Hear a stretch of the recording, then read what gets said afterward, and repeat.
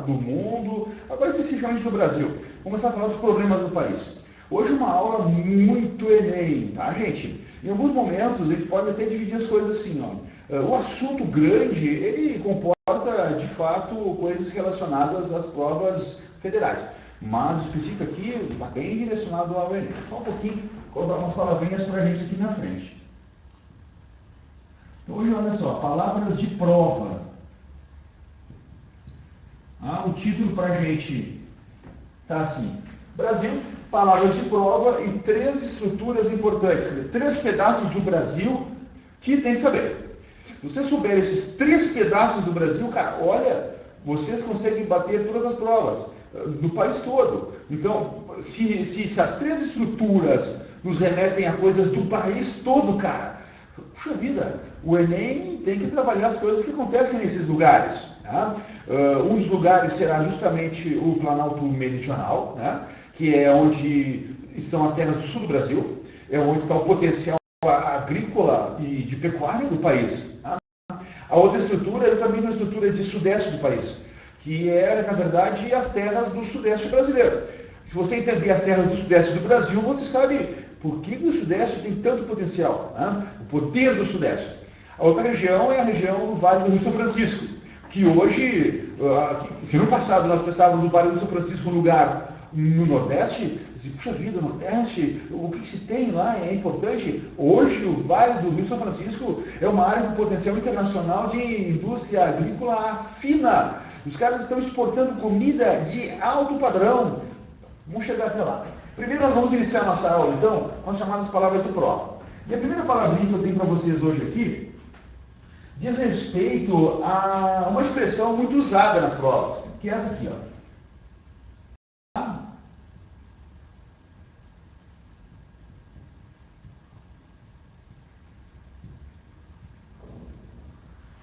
Observa aqui, para que possamos chegar nas 3 estruturas do Brasil, os 3 pedaços do Brasil, nós vamos passar pela primeira palavra, que é novo testemunho. Tá? É uma palavra que eu vou usar bastante agora para explicar esses elementos que estão aqui no quadro, que vão aparecer para vocês no quadro, e que diz respeito às áreas erodidas, as áreas que têm erosão. Assim, puxa, testemunho. Testemunho do quê, cara? Pois é, o novo testemunho nada mais é do que o testemunho de que alguma coisa existia ali. Esse novo testemunho ele pode vir de 2 formas no país. Vou pegar 2 exemplos que são bem interessantes.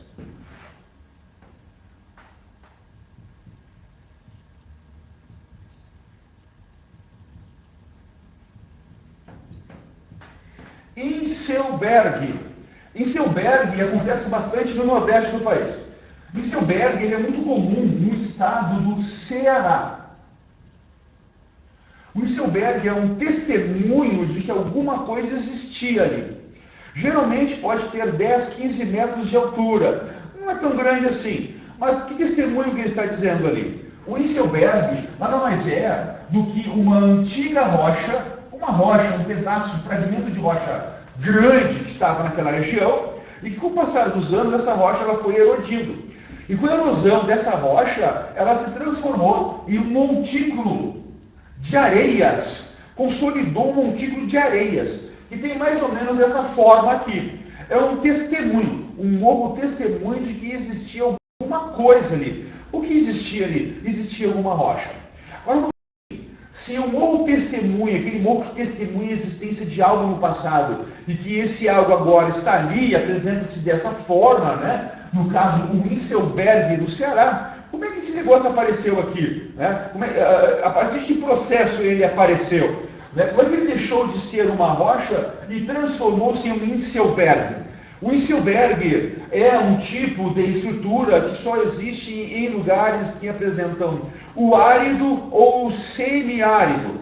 Isso quer dizer que é muito comum em desertos ou em áreas com predisposição à desertificação. E não sei se vocês sabem ou lembram, né, que a região nordeste do Brasil apresenta as áreas de desertificação.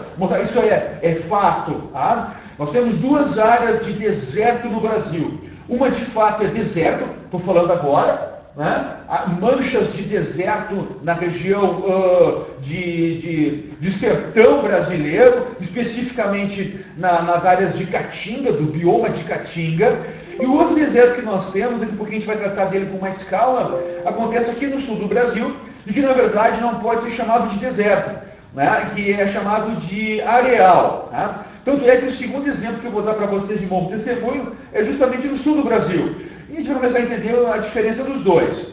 Então vamos seguir aqui, ó. Isso aqui é tipo de deserto. Se é tipo de deserto, essa estrutura aqui, ela apareceu para nós a partir de dois processos de erosão em cima dessa área, né? Dois processos erosivos que podem destruir uma rocha. Um deles é a eólica e a outra a térmica. São duas maneiras que o ambiente tem para destruir uma rocha e produzir isso aqui no Brasil. Isso aqui é único. E no Ceará, antes de eu falar um pouquinho da eólica e da térmica, no Ceará essa estrutura aparece bastante. É quase que em alguns hectares você encontra 3, 4 estruturas de Selberg, grandiosas. Isso quer dizer então que essas áreas aqui não sofrem a ação da chuva com muita força. Quer dizer, chove, todos os lugares desérticos do mundo chove, precipita água líquida ou sólida. Porém, a escassez das chuvas nessa região faz predominar essas duas ações. A ação eólica, a do vento, né, aqui destruiu essa rocha, levando consigo, o vento, né, levando consigo material particulado fino pequeno, grãos de areia que vão colidir com a rocha e vão tirar pedaços da rocha. Nós podemos imaginar, então, que aqui embaixo existe alguma coisa dessa rocha que foi destruída e que agora apresenta-se como um grande montículo de areia. A erosão eólica é impulsionar as areias e destruir coisas. As regiões do Brasil de maior ação eólica, o nordeste do Brasil e aqui no sul do Brasil também, cara. Puxa vida, os dois exemplos são o nordeste e o outro exemplo é o sul do Brasil. Né? Vocês quando caminham na praia, vocês percebem a ação eólica. Em alguns dias de vento aqui em praias do Rio Grande do Sul, vocês percebem a ação do vento levando as areias. E às vezes dói na perna, de tão forte que está essa ação eólica, né? Porque o vento por si só ele não vai fazer nada. É muito pouca a ação do vento. Mas o vento carregando partículas, e essas partículas colidindo com alguma coisa, agora sim nós temos um processo erosivo. E o outro é o térmico. O térmico nada mais é do que o aquecimento dessa rocha.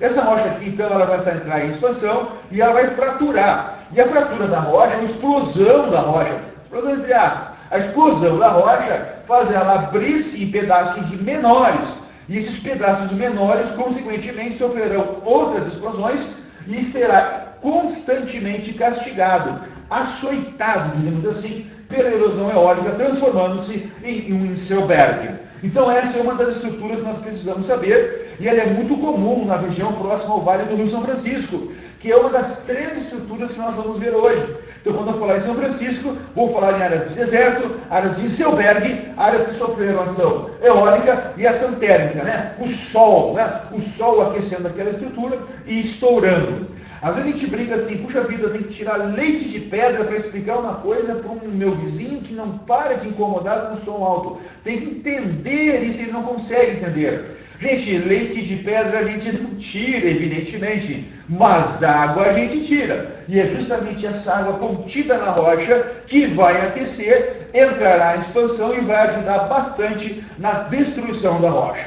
A palavra morro testemunho para nós tem mais um exemplo.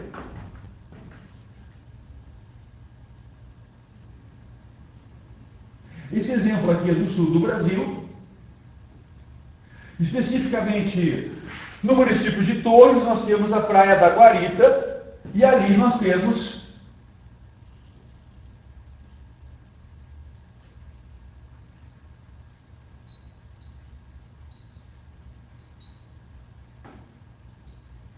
um morro testemunho na forma de falésia. De falésias. Aqui no sul do Brasil nós temos morro testemunho na forma de falésias. E como é que é isso? Lá nós temos pedaços de grandes rochas na praia de Torres que estão muito próximas da água do oceano. Por estarem próximas da água do oceano, nós daremos o nome de falésia. Agora, se não estivessem próximas ao oceano, elas não ganham a nominação de falésia, elas ganham a nominação simples de morro testemunho. Então, por que morro testemunho? Né? Então, eu vou lembrar uma coisa para vocês de aulas pretéritas. Isso é muito interessante pensar agora. Quando houve a separação continental entre a África e a América do Sul, que nós vimos na nossa aula semana passada, para acontecer essa separação, ocorreu um grande vulcão. Um vulcanismo muito forte, um vulcanismo no formato de fissura no sul do Brasil. Esse vulcão era estudado no mundo todo. Esse vulcão aconteceu justamente na região sul do Brasil, em especial aqui no Rio Grande do Sul. E esse vulcão promoveu a separação continental. Quando ocorreu a separação continental, nós ficamos com duas áreas grandiosas de relevo vulcânico. Uma do lado africano, outra do nosso lado. Acontece que o nosso lado, como quebrou, fraturou, abriu os continentes, ficou como um grande planalto na beira da praia. Esse planalto, ao longo de milhares de anos, ele foi perdendo estrutura, foi sendo erodido por muita chuva que nós temos aqui no sul, por ação térmica não tão grandiosa, por ação do vento, nós temos um vento considerável aqui no sul do Brasil, e foi erodindo, foi se destruindo. Esse planalto ele foi recuando, foi ficando menor. Esse planalto que vocês sabem hoje é o planalto onde está a Canela, por exemplo, Caxias, né, Nova Petrópolis, que a gente sobe o planalto, como se diz, né? Esse planalto foi recuando, erodindo e deixou pedacinhos. Esses pedaços são os pedaços mais famosos da América do Sul. São morros testemunhos de que havia um planalto na beira da praia e esse planalto recuou. Então esse planalto, esse pedaço de planalto hoje, que é um morro testemunho, que testemunha a existência de um planalto nessa área, fica justamente na beira da praia, na praia da Guarita e em Torres, e é chamado de morro testemunho na forma de uma falésia. Muito bom pensar isso, minha gente, que a falésia é uma estrutura próxima ao oceano e que recebe a ação abrasiva das ondas. Então, ação abrasiva, né? Abrasão marinha, as ondas batendo nas rochas. Você deve ter visto algumas falésias em alguns filmes que são retratados, são locados em lugares como as Ilhas Britânicas ou as Ilhas Irlandesas, ou a Ilha Irlandesa, né? Pois a Inglaterra e a Irlanda apresentam as maiores e as mais bonitas falésias. As falésias são morros contínuos, grandes estruturas que são falhadas, né? São paredes voltadas para o oceano e que sofrem abrasão marinha. Inclusive lá na Irlanda e parte da Inglaterra, a abrasão marinha é tão forte que algumas casas estão caindo. Aqui as nossas falésias não tem ninguém morando ali em cima.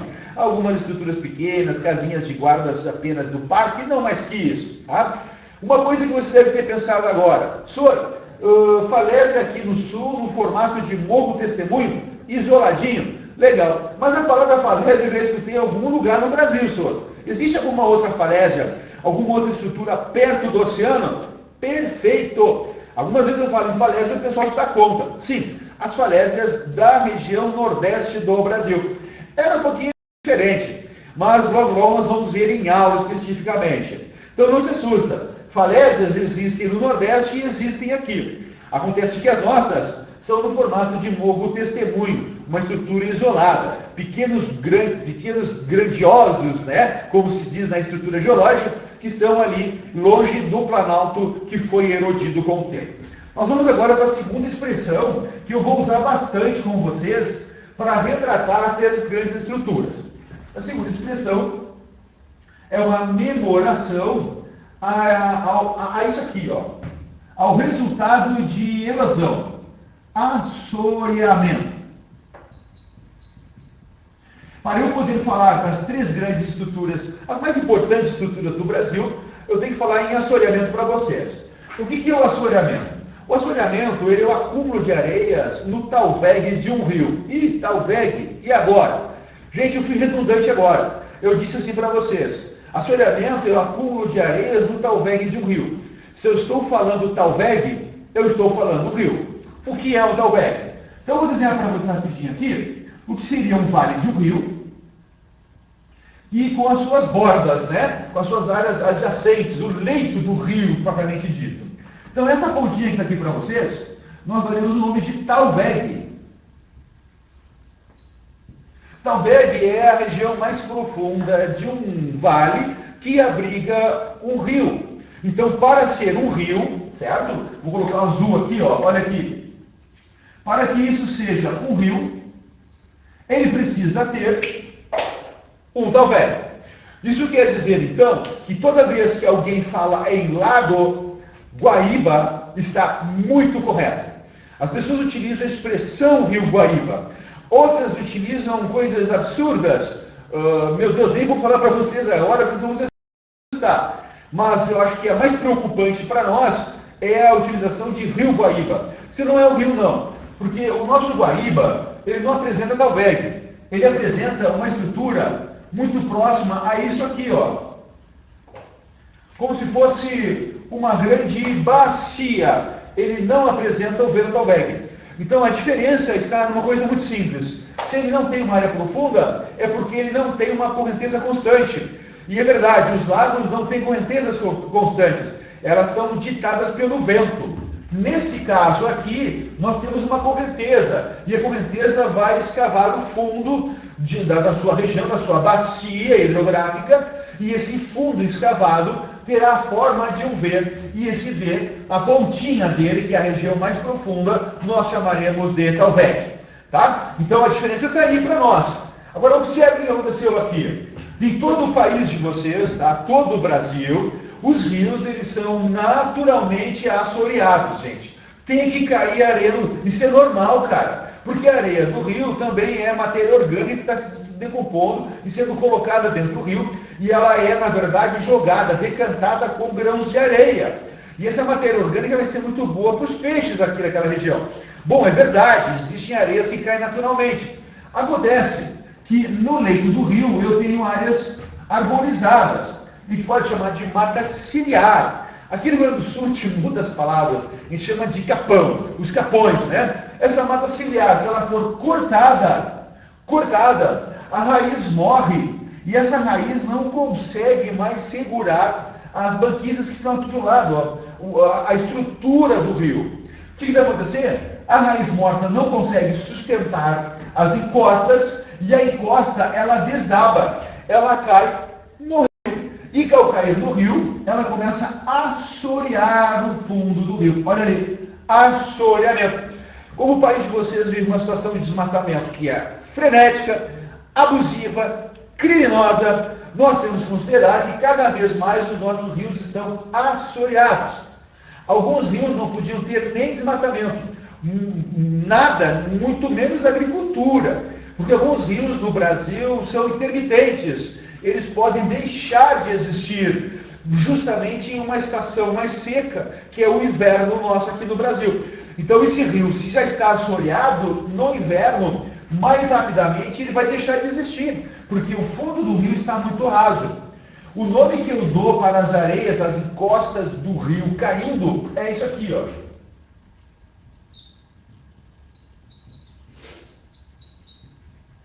Solapamento é a queda das encostas. Eu vou ser redundante agora. Solapamento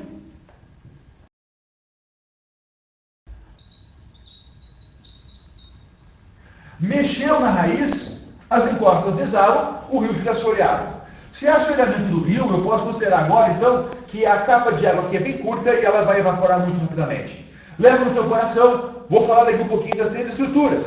Então, todos os rios do Brasil estão assoreados. Isso é natural, sempre foi assim. Tá? E pode se agravar o sistema com a ação do homem, evidentemente. Tá? A terceira expressão que nós vamos utilizar agora, e que é muito, muito importante para as nossas aulas, e isso é recorrente nas provas, a expressão, perfeito, perfeito, chegamos a ela, as chamadas serras. Serras.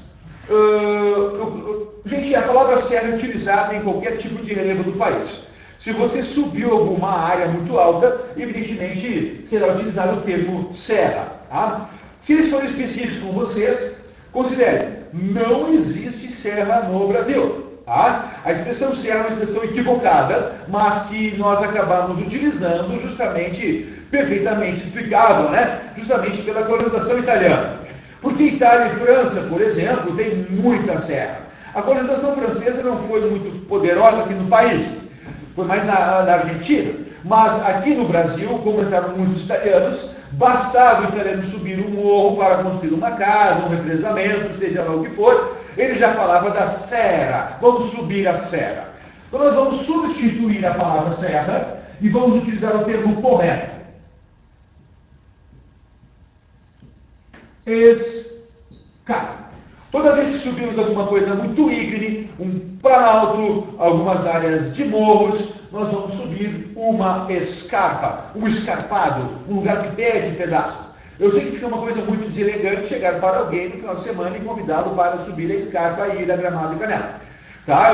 Evidentemente as pessoas vão utilizando a palavra serra como a palavra mais elegante, certo? Então, eu levo com vocês que serra, na verdade, são pequenos morros que existem na Europa e que apresentam-se levemente pontiagudos, como se fossem pequenas serras. E lá na Europa, vocês sabem muito bem, eles são muito bons em vinho. O italiano é muito bom, o francês também é muito bom. Eles plantavam vinho numa encosta que era mais seca e o outro vinho na outra encosta. Cabernet de um lado, vinho de mesa do outro. Quando vieram para cá, os italianos, eles procuraram colocar os seus vinhedos justamente nas serras, voltadas para o sol, para fazer os vinhos nobres. Eles vão chamar de serra, mas na prova, cuidado, a palavra é escarpa. Então, se houver um planalto, vocês têm um planalto, tá ali, um planalto que pode ter 800 metros de altura. Ao subir esse planalto, vocês estarão subindo, entre aspas, uma serra, vocês estarão subindo uma escarpa. A escarpa é a chamada rampa do planalto. Resolvemos isso. Termo letra D. Observe agora esse aqui. A expressão chapada. Existem duas regiões do Brasil que são, por excelência, áreas que abrigam chapadas.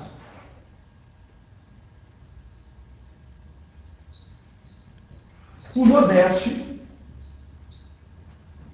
e o Centro-Oeste. Para que eu possa falar das três escrituras, você precisa localizar agora que no Brasil só existem chapadas no Nordeste brasileiro e no Centro-Oeste. O que é uma chapada? A chapada é um grande planalto. O Brasil todo chamará os planaltos do nosso país de chapadas. Esses planaltos são todos eles. Agora vem a coisa fundamental, eu diria o coração dessa história. Esses grandes planaltos são todos eles formados de areia. São enormes, gente. Chapada do Ariri, Chapada dos Veadeiros, famosíssima no Centro-Oeste, Chapada do Cariri, no Nordeste do Brasil, são grandes estruturas de areia. Agora, por que eu estou frisando isso para vocês? Então, eu vou colocar aqui para vocês aqui do lado, que elas são formadas de arenito. Possivelmente elas terão até 1000 metros de altura, um pouquinho mais em algumas áreas, mas entre 600 e 1000 metros de altura. São planaltos grandiosos, tá? E quando há chuva, e de fato há chuva nessas áreas, observa, estou falando do Centro-Oeste e Nordeste, a água que se deposita nesse planalto, olha só o que aconteceu aqui, irá precipitar, irá chover, né? Aqui no planalto, essa água infiltra e transforma-se a chapada em uma grande caixa d'água. Todas as chapadas do Brasil são de arenito, são de areia. Essa areia, ela é reservatório, vimos essa palavra há tempos atrás, e ela absorve água. Quando falar em chapada para vocês, pensem que ali dentro há muita água. Tá? No Nordeste do Brasil e no Centro-Oeste, há muitos cancioneiros, né? Pessoal que exalta a cultura da sua terra, sempre exaltou. Mesmo com celulares, computadores modernos, eles continuam cantando as suas histórias, a sua cultura e riqueza. E esses cancioneiros, eles gostam de falar bastante dessas áreas de chapadas. Só que eles vão utilizar uma outra expressão. Eles vão ficar pertinho da chapada. Pertinho, encostadinho. Muitas cidades estão próximas da chapada justamente por causa da água contida na chapada. E essa água serve a essas pessoas. Então o cancioneiro vai falar justamente dessa parte de baixo. justamente da parte de baixo da subida desse planalto, dessa chapada, que é um planalto também, se observar, ele é um planalto. E essa parte de baixo ele vai dizer que é a parte de baixo da serra. Olha só, ele vai usar a expressão serra, e que nós vamos consertar sempre, a parte de baixo da escarpa. Então o cancioneiro do centro-oeste e nordeste vai cantar chamado música, cultura ou forró pé de serra, que é a parte mais próxima das áreas úmidas, com água, que é possível se fazer agricultura. Né? Até o capim dourado nessa região de Goiás, né? Eles utilizam o capim dourado que é plantado nessa região com a água das chapadas. É uma área muito importante, capim dourado, quem não sabe, ele é artesanato do país, ele tem uma coloração de ouro, é lindo. É exportado, um colar de capim dourado vendido em Paris pode custar até 300 euros, gente. Então essa área é uma área produtiva muito importante. Vocês perceberam agora que essas chapadas aqui, que são planaltos, tá, gente? Podem dizer também, ó.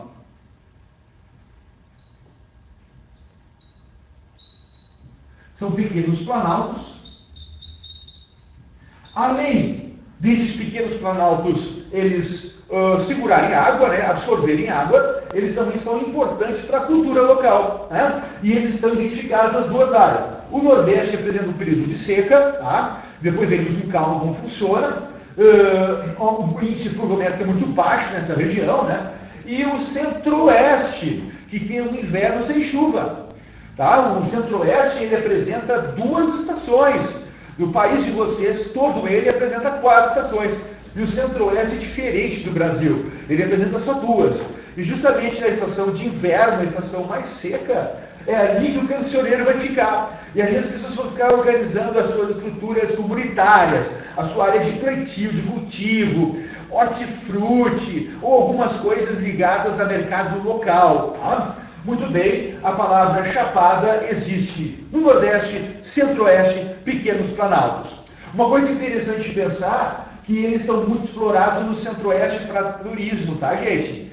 Como a Chapada dos Veadeiros, em Goiás, ela é fechada. Não pode ter ninguém morando ali dentro. É um parque, tá? E esse parque, evidentemente fechado, ele faz com que a vegetação de cerrado seja preservado. Então, é uma área que tem aqui dentro algumas cachoeiras dentro da Chapada. E tem um lago também chamado Lagoa Azul. Tá? Então, é uma área muito bonita também.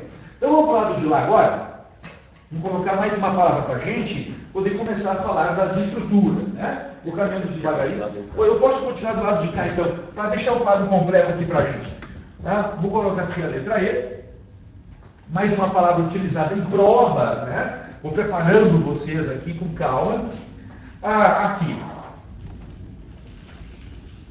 Os deltas. Deltas. Os deltas são acúmulos de areia, são ilhas. São ilhas de areia. Olha só como se escreve isso, ó. Ilhas.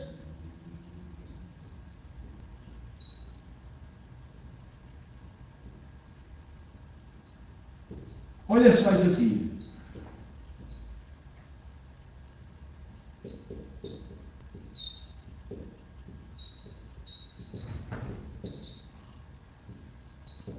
Ilhas de sedimentos na foz de um rio. Tá? Agora, muito importante, uma coisa agora, eu acho que talvez isso seja determinante para nossas aulas. Tá? Onde é que eu vou ter delta? Tá? Toda vez que nós identificamos um rio, tá? Toda vez que identificamos um rio, o rio ele tem, evidentemente, um translado, né? Ele tem um movimento, ele tem um curso. Tá? Olha que coisa mais óbvia. O rio tem um curso. Bom, se é um rio, tem um curso, é verdade. O rio está se mexendo. E esse rio, no final da sua, diríamos, na sua parte mais baixa, tá? Que nós podemos dar nome a essa parte mais baixa, né? Nós chamamos essa região de jusante. A parte mais alta do rio nós chamamos de montante. Muito comum se dizer assim, ó, não desmate a montante do rio. Tá? No Brasil, há leis, né, dizendo, não desmate montante. Por quê? Porque que são as terras altas. E essas terras altas, ao serem desmatadas, elas são rapidamente destruídas pela chuva. E aí acaba erodindo essas áreas e afogando os rios com areia, assoreando os rios. Tá? Bom, e a jusante é a parte mais baixa. Nessa parte mais baixa do rio, nós podemos ter um acúmulo de areias. Esse acúmulo de areias nós damos o nome de delta. O Jacuí apresenta um dos maiores deltas do Brasil. Da América do Sul também, cara. O Jacuí tem um delta tão grande, tão grandioso, que de fato ele ficou já identificado como sendo pequenas ilhas. Pequenas ilhas que, vistas do céu, apresentam-se no formato de um D invertido. O delta, né, lembrando agora da literatura mundial, esse delta aqui, na verdade, é a areia que desceu do rio e que foi depositada na foz. Muito bem, muito importante agora. Se for um estuário, tá? O rio Foz estuário. O que é o rio Foz estuário? O estuário é o rio que está saindo do país. E é verdade, tá? Os rios do Brasil, em sua maioria, são estuários. Gente, colocamos quase que 100% dos rios do Brasil saem do Brasil. Tá? E se eles saem do Brasil, eles vão depositar as suas areias em algum lugar. Acontece que alguns dos rios do Brasil, eles contribuem para outros rios. São os tributários. Os tributários, eles colocam deltas, fazem seus deltas. Mas quando o rio, que assume todos os seus tributários, né, tem uma forma mais ou menos assim, ó. Olha uma bacia hidrográfica, ó. Os seus tributários estão aqui jogando águas, justamente aqui, no chamado exutório. Exutório é o momento em que o rio pequenininho está jogando a água num rio maior, que está aqui no meio. Essa região aqui, ó, dá o nome de exutório. No momento em que o rio pequenininho coloca assim as suas águas, ele vai friar um pouquinho, porque vai bater no rio grande e vai criar o seu delta. Acontece que os rios do Brasil saem do Brasil. E quando eles saem do Brasil, eles têm que seguir uma lei internacional, uma lei física. Rio que sai do país, cara, não pode ter delta no mundo todo. O rio que saiu para o oceano não tem delta. Isso não pode acontecer, cara. Acontece que vocês estão no Brasil e o Brasil não respeita algumas regras. Até a natureza aplica essa onda pra gente. Tá? Antes de explicar para vocês o Brasil, pode ter vindo agora na cabeça de vocês uma dúvida. Puxa, mas o Rio Nilo, senhor, tem o Delta do Nilo. Verdade, cara. O Delta do Nilo nada mais é do que a cidade do Cairo. As pessoas moram no Delta, é uma área muito boa, uma área fértil. Então, uma área boa para agricultura, pequena, de subsistência ali, dos chamados povos nilóticos. Acontece que o Rio Nilo ele não deságua em um oceano, ele deságua em um mar Mediterrâneo. Então, as coisas são diferentes. Já o Brasil tem as suas águas saindo para o oceano. Qual é a diferença de um mar para o oceano? O oceano tem correntes marinhas, que logo nós veremos nas nossas aulas. E os mares não têm correntes marinhas. Então, isso quer dizer que se o rio brasileiro deságua no oceano, olha aqui, ó, ele está indicando com a seta aqui, deslocamento, ele sai para o oceano, ele não pode ter o delta. Verdade, mas o Brasil não respeita regras. 2 rios do Brasil, grandiosos, poderosos, mesmo saindo para o oceano, terão deltas. Por que terão deltas? Porque o volume de água que esses rios colocam no oceano é tão grandioso, e o que eles carregam de areias consigo é um volume tão poderoso, e ainda mais com o desmatamento das áreas interioranas do país, o volume de areia será suficiente para formar deltas. Quais são eles? Quais são os rios? O rio Amazonas e o rio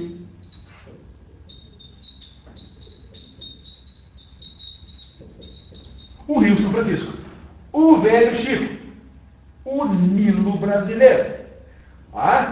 Por que se diz que o Velho Chico é o Nilo brasileiro? Porque ele atravessa áreas desérticas e no final ele tem um delta. Ele tem as suas cheias, ele tem deposição de calcário, de matéria orgânica nas suas bordas, e que isso propicia e promove a agricultura em áreas complicadas. O Nilo brasileiro, então, de fato, ele apresenta um delta também.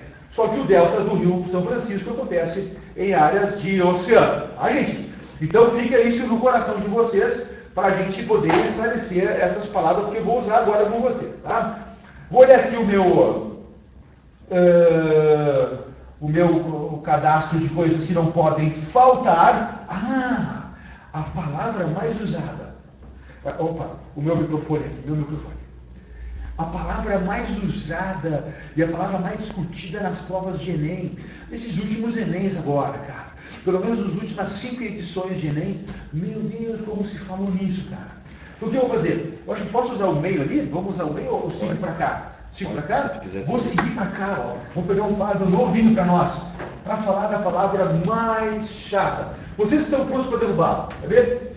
É a última palavra do chamado vocabulário de prova, para nós entrarmos nas 3 escrituras do Brasil. Olha o nome. Cangas. As cangas. O que são as cangas? Canga é o nome que nós daremos aos solos ferruginosos do Brasil. Olha aqui, ó.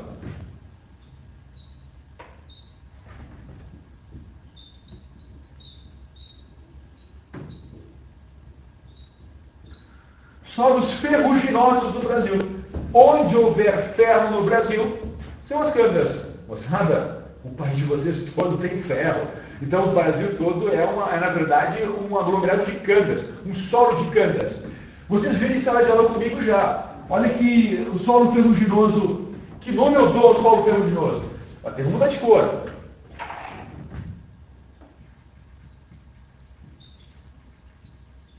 Latossolos. Lá, quando estávamos em aula ainda, eu já brinquei com vocês, para vocês escolherem o nome de cidades que tivessem latossolo no Brasil. Vocês disseram o nome das cidades, amáveis, e todas acertaram. Por quê? Porque todas elas são latossolos, todas elas são lateríticas. Então, as cangas do Brasil, as cangas são solos ferruginosos. Qual a importância da expressão canga? A importância é para a mineração. Não é garimpo, mineração. Garimpo gosta de rio, garimpo gosta de peças de ouro. Estou falando de mineração, de escavar canto de ferro. Tá? Inclusive, uma das áreas de maior concentração de cangas do Brasil é justamente o estado de Minas Gerais. E uma das áreas de concentração tão poderosa que não é preciso nem escavar para pegar as cangas é justamente a área do Vale do Rio Doce. Rio Doce, pessoal. Um rio que ficou praticamente quase que morto, assoreado justamente pelos acidentes que nós tivemos agora, né? Um deles é de Brumadinho, que foi o rompimento das barragens de mineração. E essas barragens de mineração estavam cheias de restos de cangas, restos de mineração de ferro, de latossolo, alguma coisa de alumínio, mas muito ferro. Essas cangas, como sendo um solo de ferro, laterítico, elas são muito resistentes à erosão. Tá? Então são áreas muito poderosas. Se eu destruir as cangas, eu vou facilitar o processo erosivo dos morros do Brasil. E falando em erosão dos morros do Brasil, destruindo cangas, vamos direto ao assunto. E o nosso primeiro assunto, a nossa primeira escritura que nós vamos ver, trabalha com morro testemunho, trabalha com assoreamento, escarpa, chapadas, deltas e cangas. Então vamos lá, o primeiro tópico das nossas aulas. Eu acho que a gente vai precisar agora ir lá na ponta, porque não tem mais espaço aqui pra gente, para eu colocar para vocês o título, tá? Então ele vai migrando a câmera agora para vocês e a gente vai organizando. E a tua aula já terminou. Já terminou a aula? Puxa vida, eu fiquei sabendo agora que a aula já terminou. Gente, então assim, não te preocupa, nosso próximo encontro, em uma semana, a gente inicia a primeira estrutura, que mistura essas palavras lindas que estão aqui no quadro, tá?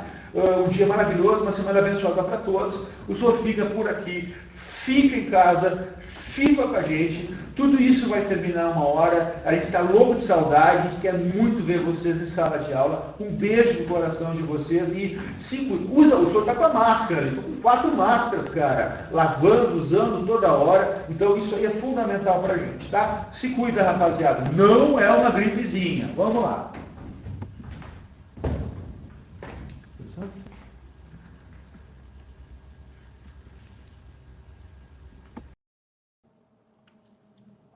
Bom dia!